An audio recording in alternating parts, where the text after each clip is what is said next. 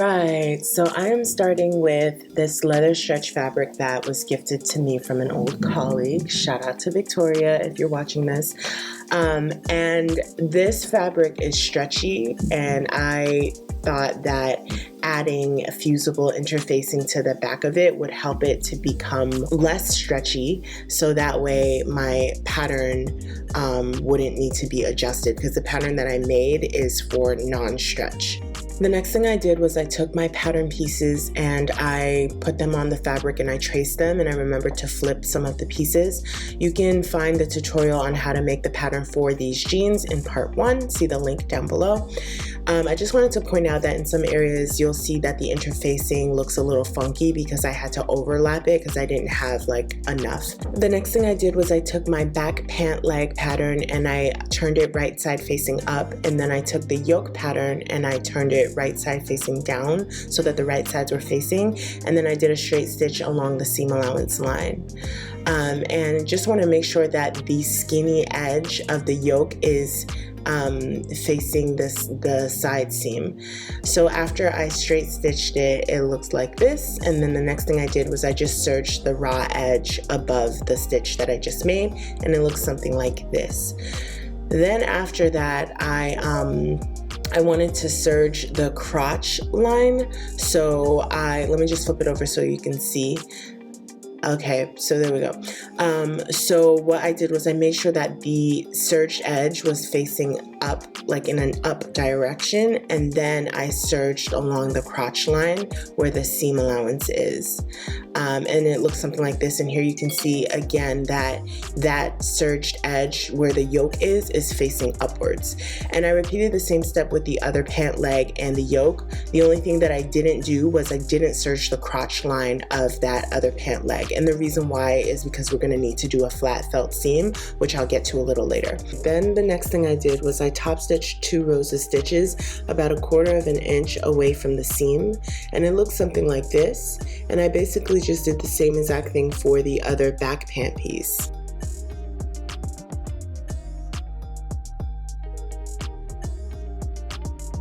Hi! Okay, so I just want to quickly say that I know some of my stitches are not perfectly straight, some things are a little off, but you know what? I am not a perfect person to begin with. And second, I am not on this platform to present myself as this like sewing expert who knows everything, who has mastered everything. I am on a sewing journey, and part of that journey means learning new things that I never learned before, and part of that learning means sometimes getting things wrong or having to do things over, repeatedly, or crooked stitches, or pieces that don't match up or whatever. But I've learned to accept my learning process for myself, and so I hope that you'll learn to accept that from me.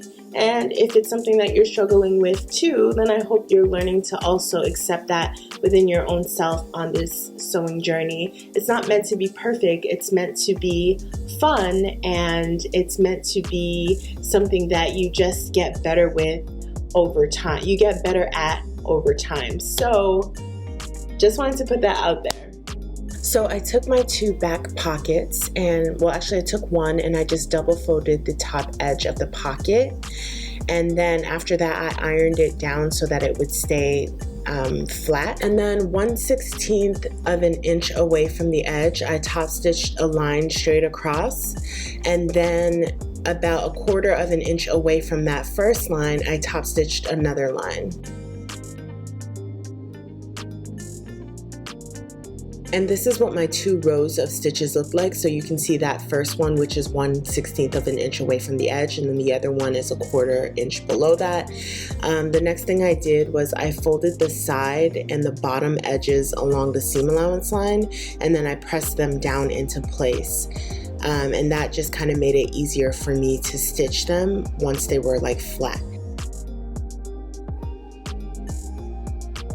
So then from there, I experimented with positioning the pocket on the back pant piece. And you can always look at your favorite pair of jeans to get an idea on where to place your pocket. But in the end, I ended up placing my pocket 1 inch below the yoke. And then after that, I did a top stitch 1/16 of an inch away from the side and the bottom edges.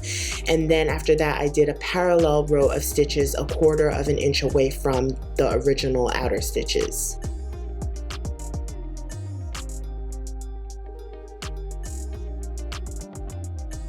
And this is what my 2 rows of stitches look like. And you can see that we basically have the final like functioning pocket, right? I can put my hand in there. So I basically just repeated the same steps with the other pocket. And then from there, the next thing I did was I connected the 2 back pant pieces with a flat felled seam, and I did it offline, but I do have a separate tutorial so that you can see how I did it. And I know that the stitches are not straight, as I mentioned earlier, but you know, it's a journey and it's all about growth and learning. Okay, let's take a look at how I stitched the front pockets. So the first thing I did was I took my front right leg pant piece and then I turned it right side facing up. And then from there, I made sure that I was using the correct front pocket for the right leg pant piece. And I knew that it was the correct pocket because when I folded the pocket with the wrong side out, the curve of the pocket matched the curve of the front pant leg piece. So just make sure you do the same thing to make sure that you're using the right pocket. Then after that, with the right sides facing, I lined up the curve of the pocket piece and the pant leg piece. And then I did a straight stitch along the seam allowance line of the curve. And it looks something like this. The next thing I did was I cut slashes all around the curve so that I could give it more flexibility. Then after that, I folded the pocket over and I flattened out the top edge of the curve. And then from there, I top stitched about 1/16 of an inch away from the edge of the curve, and it looks something like this. And you can see that when I open up the pocket, it is stitched in place like so. I turned the pant leg over so that the wrong side of the pant leg was facing up. And then from there, I folded the pocket with the wrong sides touching and the side seams lined up. So it should look something like this. And then I just straight stitched along the top edge of the pocket. In theory, I should have stitched about a 1/2 inch below the edge from the pocket, but I ended up stitching a little less than that and it's still totally fine. So then I turned the pocket wrong side out with the wrong side of the pant leg still facing up, and this is what the pocket looked like. And then the final thing I did was I top stitched 1/16 of an inch away from the edge of the pocket, and it looks something like this. If you like the way that I explain things and you like the way that I've set up this tutorial, then you should definitely subscribe to my channel because I have a lot more tutorials like this one where I try to explain my process in as much detail as possible. So if you're into that, definitely subscribe to my channel. If you have any questions about this tutorial or just anything in general, definitely leave a comment down below in the comment section, and I have a list of all the materials that I've used in this tutorial as well as materials that I just use in general. So also check out the description box, and that's it. I'll let you get back to the tutorial and I'll see you at the end. So now that I've installed the pocket, this is what the front pant leg now looks like when I put it on the right side. And it basically has 3 layers now. So now I have the front pant leg, and then I have the front of the pocket, and then the back of the pocket. And I just repeated the same steps with the other front pant leg and the pocket. So now I have these 2 pieces.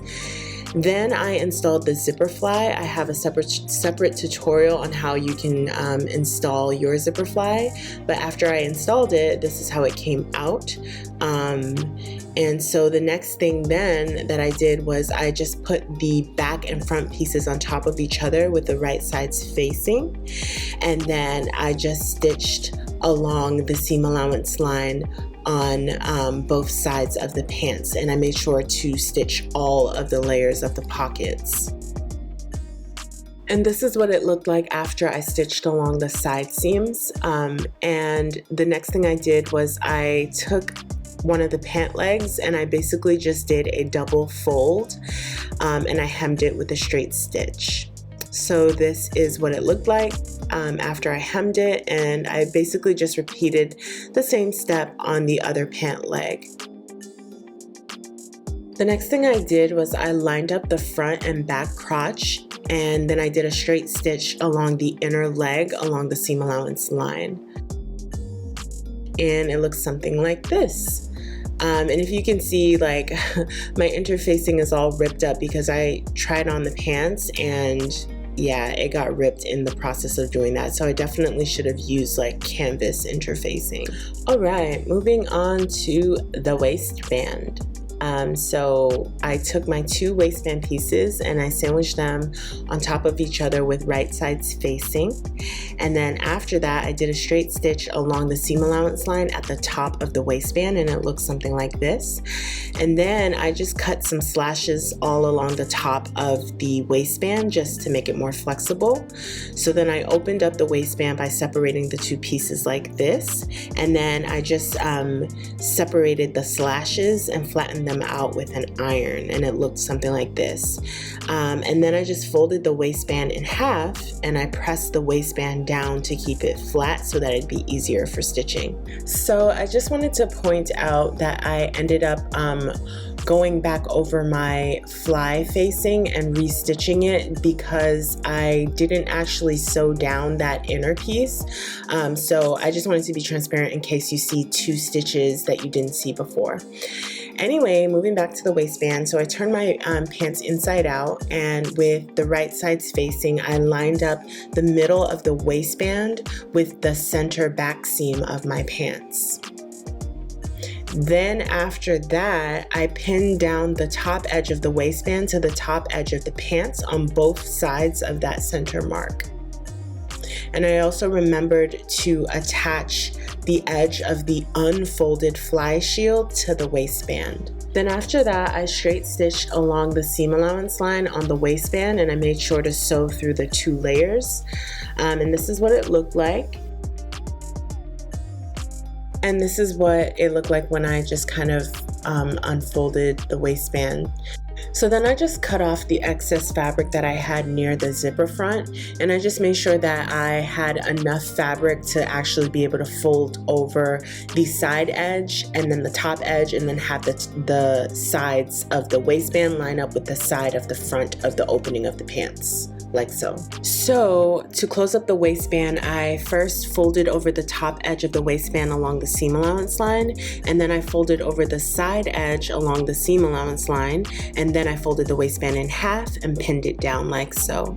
And then after that, I just did a straight stitch about 1/16 of an inch up from the bottom edge of the waistband. Okay, so I'll just repeat those steps for closing the waistband again. So I just folded the top edge along the seam allowance line, then I folded the side edge along the seam allowance line, and then I folded the entire waistband in half and just tucked everything under to make sure it was in place. And then I did a straight stitch 1/16 of an inch up from the bottom edge of the waistband. And this is what it looked like. Again, the stitches are not perfect, but perfection stunts growth. And here I am turning the pants onto the right side. I'm going to be adding belt loops to these pants, so I'm going to show you how I did that. So I folded the top edge of the belt loop pattern down to the middle, and then I stitched about 1/16 of an inch up from the folded edge, and it looks something like this. I know it's a little hard to see because the stitches are black. I took the other side and I folded it up to cover the first fold, and then I just stitched it down 1/16 of an inch above the bottom of the fold, and it looks something like this. And then the next thing I did was I just divided this into 5 separate pieces, and I used my pattern as a guide for the division. And these are the 5 pieces. They kind of remind me of licorice. Anyways, so then I just experimented with where I wanted to position the belt loops. Again, you can kind of take a look at your favorite jeans for an idea. I ended up placing a loop right at the beginning of the pockets, or the opening of the pockets, and then I put a loop near the center back seam, and then I put a loop near the side of each of the back pockets. So I just folded over the top edge and the bottom edge of the loop, and then I just top stitched 1/16 of an inch from each edge of the loop.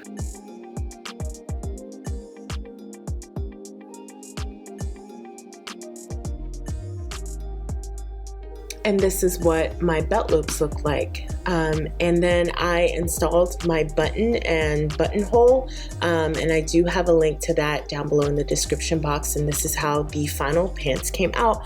They are not perfect, but I really love them, and I hope that you'll give this tutorial a try. And if you do, be sure to tag me on Instagram, because I love seeing the things that you guys made.